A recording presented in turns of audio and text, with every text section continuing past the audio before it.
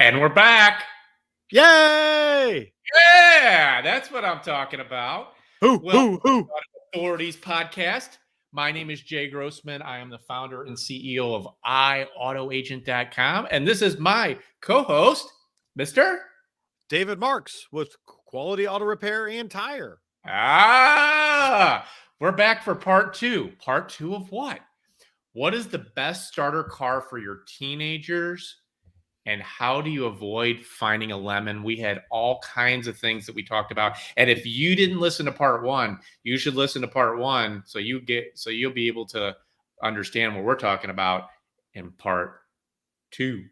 But before we get going, I want to just thank everybody for being here and supporting us. We have had so many great comments, and we are going to really bring it on this part two. Are you ready to do this, Mr. David Marks? Yep, absolutely. Have you ever felt like you were taken for a ride when buying, selling, or repairing your car? Well, not anymore. I'm Jay. And I'm Dave. And this is the podcast that tells you what to watch out for, whether you're buying, selling, or repairing your car. With 47 years of automotive experience, we are the Automotive Authorities. This podcast is sponsored by AutoAgent. We're real estate agents for cars. And Quality Auto STL. Trusted services with no surprises. Boom! Booyah! Welcome back to the Auto Authorities Podcast. My name is Jay Grossman. I am the founder and CEO of AutoAgent. We are real estate agents for cars. We will help you sell your car, keep you from ever having to meet strange people. We will market, list, show your car, and handle the money transaction at no cost to you. And we'll even navigate the entire buying process nationwide from A to Z. We will do the heavy lifting, and you don't have to move forward until you approve the deal. And this is Mr. David Marks with Quality Auto Repair and Tire, trusted services with no surprises. And man, I'm so excited to do this part two because part one went so well. We want to keep hearing all your comments, though. Please put them below. Share with all your friends and family. But before we get going, we wanted to thank our wonderful sponsors, Podcastify.me. That's Podcastify.me. They will help you make a beautiful podcast just like this. Just like this. Maybe not just. Close. Nothing could be the Auto Authorities Podcast. But this is really cool. We've been doing this for almost a year and a half now, and it has been an incredible experience working with them. And if you are watching this recorded on YouTube, click the subscribe button in the right-hand corner or the notification buttons to be notified. Noticated. How does that? He just made up a word.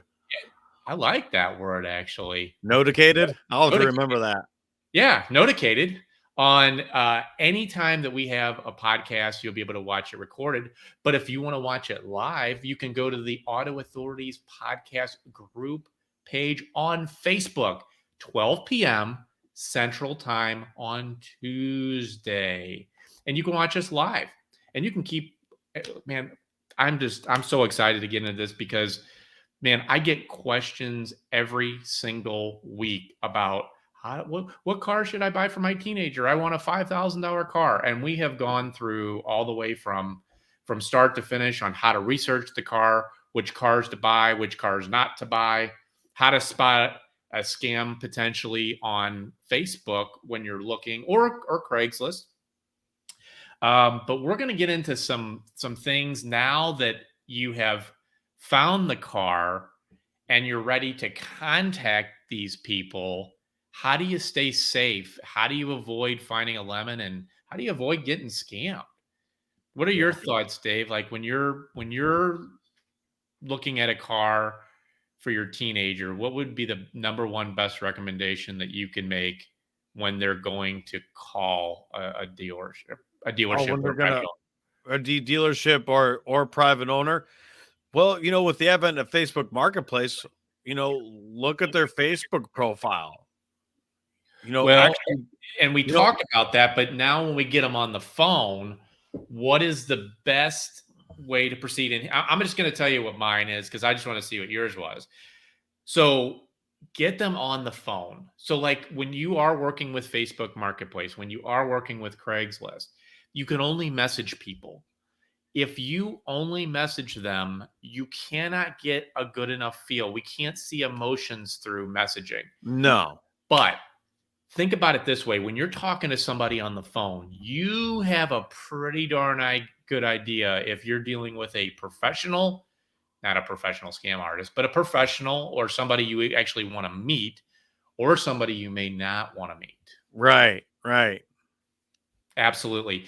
And we're so accustomed. So like, I'm going to go back to a story, and this is something that you can do to really avoid, like, I'm going to give you a story. When I first started this company in 2015, when I started iAutoAgent, there was a young man that was looking at a vehicle on Craigslist.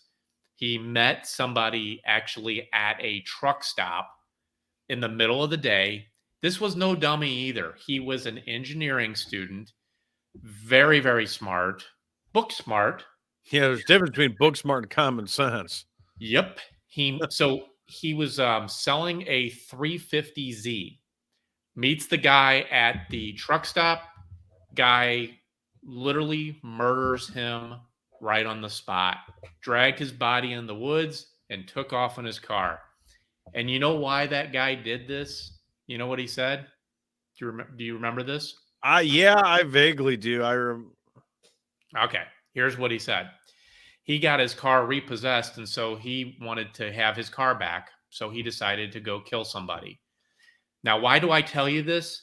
So he found the guy that actually had bought his repossessed car? No. This guy was like demented. Like he was like saying he wanted his car back. So he found a similar car on Craigslist, messaged with this guy. Guy meets him. Guy kills him. And then the other guy takes his car. Wow. Yeah. So the reason why I say this is only meet at police stations if it is a private owner. Only meet at police stations. Why? Because if somebody is going to meet you at a police station, then chances are they're probably not going to try to pull a scam. We have never, and I should knock on wood, my head's close enough. We at iAutoAgent, when we are working with our clients, we have never, ever had an issue at a police station. And if you just keep it consistent. Now, if it's a dealership and it's a reputable dealer, then meet them at the dealership. Fine. But meet them at that police station. And there's some things I want to share what I will recommend for you to do. When you show up at the police station, number one, when the people that are selling the car, they get out of the car, you take a picture of them and you take a picture of their license plate. I know it sounds crazy, and you don't have to ask them if you want to say you want to take a picture, because that's kind of weird. Just take a quick picture when they get out of the so you can let somebody know who you're with, and that at least identifies who these people are. Because you're going to be getting in a car with these people most likely. I mean, I wouldn't let you drive my car on my own.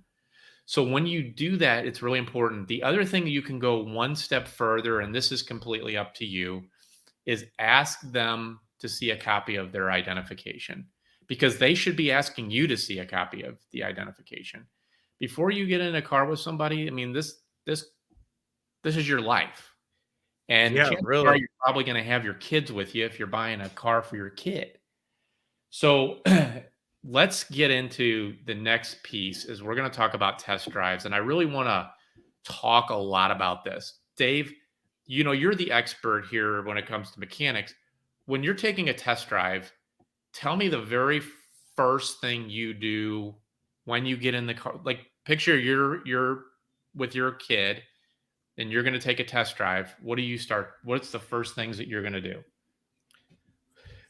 Well, one, I would pop the hood and start the car with the hood open. That way, if there's any odd noises on startup, I'm more likely to, hear them.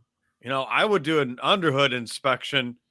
And I get it. We're dealing with people that aren't at my level of automotive, but just pop the hood and just say like, hey, does anything kind of stick out that just doesn't look out of place?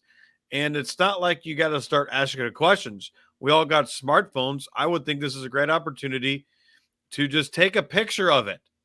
And then you can send it to the local shop and go, hey, do you notice anything odd? And start to carve the hood open. Just see how it sounds. And then you can shut the hood and then go ahead. Okay. While we have the hood open, I want to like share something, and this is really important. What is also underneath the hood? VIN number stickers. What does that mean? When you open the hood and you look on the fenders on the right and the left, you're usually going to see a sticker, and that's the VIN. If it is one side has the sticker and one side does not have the sticker, 9 times out of 10, that fender has been replaced. Yep. Or that the car has been repainted in some way, shape, or form, which means it's probably been in an accident. And we don't know how bad the accident is. And the other thing to look at when you open the hood is look for I'm not going to get into stuff like Dave because I'm going to stay in my lane, but you can see like if there's newer parts underneath the hood, which means either they replaced the parts because they've kept up the maintenance, or it got hit so hard in a collision that it needed new parts. Yeah, there's some front end stuff that could, the main thing with that would be a radiator or AC condenser, and the fans or headlights would typically get replaced in an accident. I mean, if you're buying a $5,000 car, that's the least of your worries, in my opinion. I mean, well, it depends, like on the accident. If it's just sure, it's just a fender bender and they need a fender. Okay, fine. It's important to know. And then the other thing you can do too is you can look at how the hood lines up with the rest of the body. Are there gaps, on either side? Are they larger on one side than they are the other when you're looking straight onto the hood? Yeah. No, that's very good points. That's a very good thing to mention would be, the body lines. The body Mhm. lines. I mean, and I think there's a lot of things that people can do on their own. Check the oil, pull the dipstick out. Does it have oil on it? Just very simple stuff. Pop the radiator cap off. Is there coolant in it?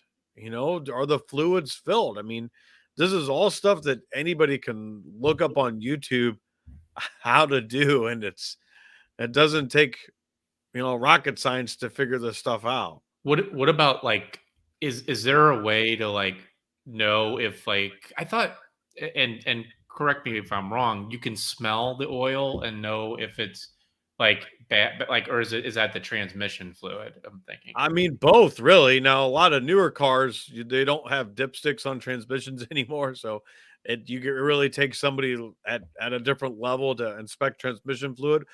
Oil, though, you can inspect that no problem. Antifreeze has a sweet smell to it, and I don't care what kind of car it is. Yeah, they all use their own little antifreezes now, but antifreeze has that sweet smell.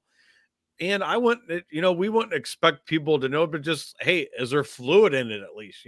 Pull the dipstick out, wipe it off, clean, put it back in and pull it back out. What does it look like?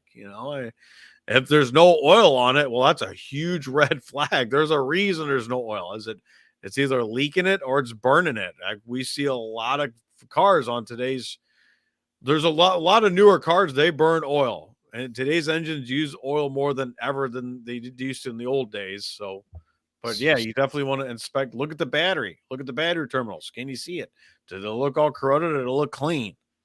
What about as we're on the outside of the vehicle? We haven't even taken off on our test drive yet. Look at the tires. Look if there's uneven wear on the tires. That'll help you determine if it's out of alignment potentially. Yeah, or has steering or suspension concerns that need to be addressed. May need a strut, may need a shock. What else can be determined before we take the test drive, Dave? I mean, if you want, you can inspect the lights, make sure all the turn signals work, the brake lights work. That can all easily be done. You want to make sure that the lights work. You can just turn the ignition on, make sure the horn works. Do the wipers work?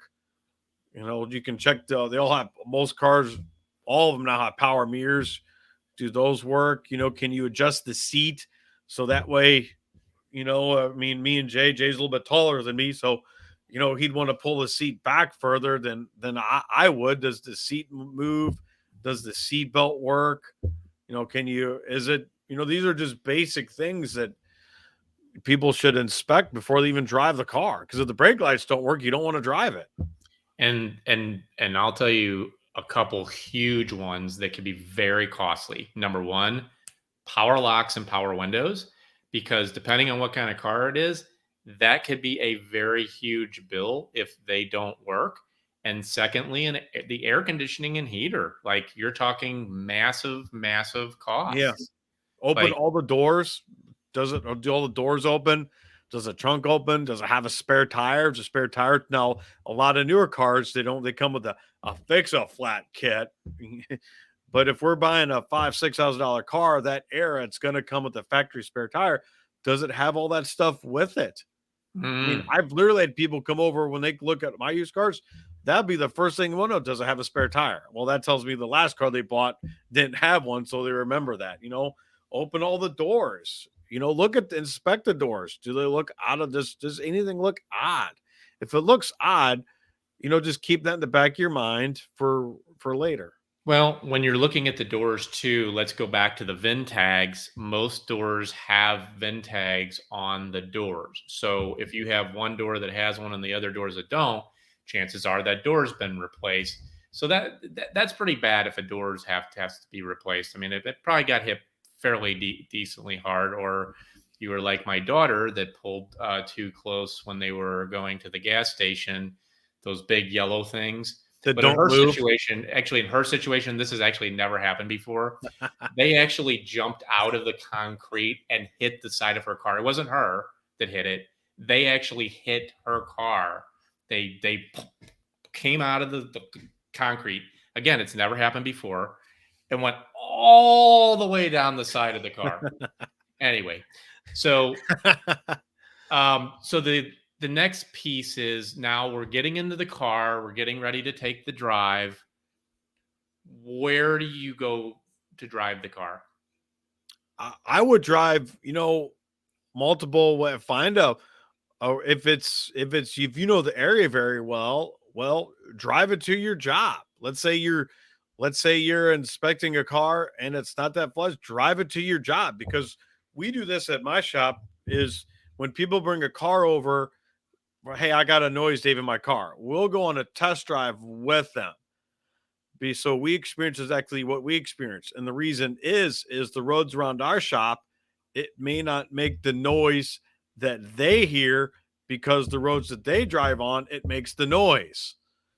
So try to, drive in multiple situations. Try to find a bumpy road. Drive it on the highway. And when I mean on the highway, take it for a good test drive on the highway. Hit the brake pedal. Does the brake pedal vibrate at 60 and it doesn't vibrate at 35? Because the front rotors are warped. Drive it in multiple situations, because very few of us just drive the car to and from work 3 miles a day and that's it. We typically drive all over the place. I think that's a great point. A lot of times, when you go to a dealership, you take a quick 5 to 10 minute drive, get that thing going at least 30 minutes to really get that thing heated up too. Because when cars heat up, am I correct? Things can start to leak. Yeah, things can start to happen. And also here, you don't want to have buyer's remorse. So you want to make sure that you drive it in multiple situations. So that, hey, if I'm driving this car on the highway, I can see out of my mirrors. There's no odd blind spots that will affect my visibility. You want to make sure that it's comfortable for you. Yeah, we're inspecting it for, hey, is there anything I need to be concerned about? But remember, you're buying this to probably drive it for 3, 4, 5 years potentially. So you want to make sure that it's going to be comfortable for for you or your teenager. Yeah, and make sure you put your teenager in the car too, even if you have to go. Hopefully, they have their license. Even if you go to a parking lot, just make sure they can see out of it. There's some cars out there that have just crappy blind spot. Hopefully, you don't buy this for your kid, but like the Camaro has one of the worst blind spots. Small, like rear view mirror. Well, I'm sorry, rear glass, and it's very hard to see out of the rear view mirror. Those are really important things. And also, Dave, would you recommend that they take their hands off the wheel, slightly and see if the car pulls when they're driving? Yeah, absolutely. I'm going to throw a big asterisk out there with that, Yeah. though, is because none of the roads are perfectly smooth. They're not. They're all crowned, so the rain Right. water's off. So take that. I mean, you want it like if you're driving and it's just that's probably okay. Now if it goes, well, then that's a problem. But it's gonna drift a little bit. That's just a reality. And so also what I would do too is when you're driving it, hit the brakes with the hands off the steering wheel. Because if you hit the brakes and I think pulls one way, well, it needs a calipers first off. But that's a red flag that there's a brake issue. Man, what about so I'm just going to say something funny because I have to say things funny every now and then.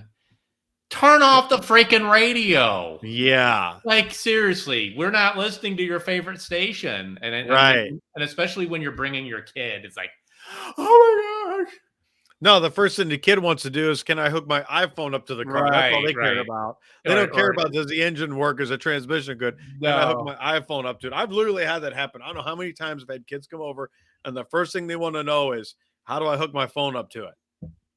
Yeah. I mean, turn off all that stuff. Listen closely. And like when you're sitting there, like I've bought so many cars in my lifetime, and I remember my dad, did a lot of these things even when he would test drive the cars. Just listen for noises in the cabin when you're driving, and if they're abnormal, and here, man, you're buying a $5,000-$6,000 car or a $10,000 car, you're gonna have some of those things. It's gonna make some noises. You just want to make sure that. I mean, that's where, well, we'll get into this a little bit later when we get into the PPI, but. Oh, yeah. Yeah. So as you're driving down, is there anything else that you can think of that I got something that I just, it totally slipped my mind.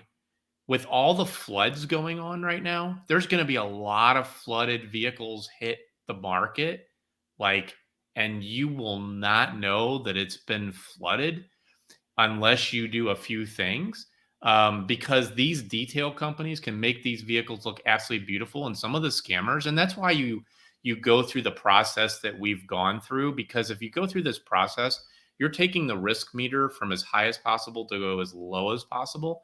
But if you turn on that air conditioner and you smell like musty smell, or you can see water stains on the roof, chances are it's got a leak somewhere. Maybe it's it's leaking through the window, or maybe you look at the steel, because there's steel in the cars. So on where you move the seat back and forth on the seat tracks, if that's rusted, chances are there's been water in there somewhere, and when water sits, it rusts. Yeah, I mean, here's something to think about. I've never thought about this before. Is taking to a car wash. Yeah. Is there any water? I've never thought to do that when I've bought vehicles. I've bought a ton of them over the years, and I've never thought about that. Take it to just a drive-through car wash that's going to cost you a few bucks, but you'll know if the thing's leaking water or not, because if it don't leak there, well, then you're good. So now that we're done with the test drive, here's the next step of the process. Figure out all the things that you think it needs. You call Mr. David Marks, and Mr. David Marks will tell you what the cost of those things are. Let's say it's not that expensive, and you're like, okay, that sounds like a good move. Do you buy the car now? No, you do not. The reason why you call your mechanic, your trusted mechanic, is because you want to eliminate any extra time that you should spend doing this that is not necessary. If it does pass that, then you call Mr. David Marks and say, I would like to schedule what we call a pre-purchase inspection. And this is where we're going to give you some really, really gold nuggets. Dave, I want you to talk about what are the things that you think are okay to fix and spend the money and to be expected, and what are the things that are deal breakers, things that you wouldn't fix and you would walk away from the car. Some things that would be fixed would be tires, brakes, a belt, maintenance items, getting the fluid serviced, stuff like that. I wouldn't consider those deal breakers. What would be a deal breaker for me would be when if the car has been sitting, like timing chains will make noise on a cold start. And when I mean cold start, where the vehicle has sat overnight, 8, 9, 10 hours, and somebody gets in the next morning, you start it up and it goes, grrr, that's a deal breaker, because that means we're taking the front of the engine apart and you're spending 25, $3,000 for us to put a timing chain set in it. Any major mechanical repair would be a deal breaker. Potential oil leaks could be deal breakers. It depends where the oil is leaking. If it's leaking off an oil pan that's not that hard to get to, well, that's not a deal breaker. To me, deal breakers would be when we have to go inside the engine and or transmission, to fix something. Rust would be a big deal breaker. If we looked the vehicle up, this happened to me. I bought a Malibu from Manheim on their TRA sale, and Jay, you could eat off this car. But when I got it back to the shop and I put it up there, I went, holy rust. And I resold it at the Holy auction. rust, Batman. Yeah, because we call rust cancer. And once it starts, it's not stopping, and it's very expensive to fix. Rust is a huge deal breaker because it's time to go. If this thing's wholly rusted, because it's not worth fixing. Let's define what rust is, because I'm thinking like that some people may not know. Like if you had a scratch on your car and it starts to rust, that's not what he's talking about. No. He's talking about like the undercarriage. Yeah. The undercarriage, the Frame shock rust. struts, where on these front wheels, on all these cars, it's a unibody construction where you got a one solid body and then there's no frame anymore. We call it an engine cradle. It's a big box, big metal box or metal bar that bolts the underneath of the vehicle, that all the engine and transmission, if that's all rusted, or if there's rust around there and the wheel wells, there's rust. Yeah, you don't want to buy it. That's why you get a pre-purchase inspection, with your trusted repair facility, and we'll advise you, this is a huge red flag. And there's what I would consider, and this is an opinionated answer, is what's normal rust and what's excessive based on the vehicle. If it's 15 years old, this is going to be, I would consider this par for the course. And there's other times stuff where it's it's like, no, you don't want to buy this. Yeah, absolutely. And, for those of you that are listening to this, leave us questions below, especially anything that we haven't hit and you have those questions, leave it below, or go to the AutoAuthorities.com. That is our website, the AutoAuthorities.com. And then leave us, there's been so many people that have been leaving us messages there. We will respond to all of them. Just to let you know, we will respond to all of them. Share this stuff with your friends, your family. We hope that you found this of great, great value. And Dave, do you have anything else before we part here? No, I mean, I would just say, reemphasize what we've talked a lot in a lot of past episodes. Get that car inspected by your trusted automotive advisor, whoever that may be, before you pay for it. Absolutely. Well, everybody, have a great week. We will see you next week.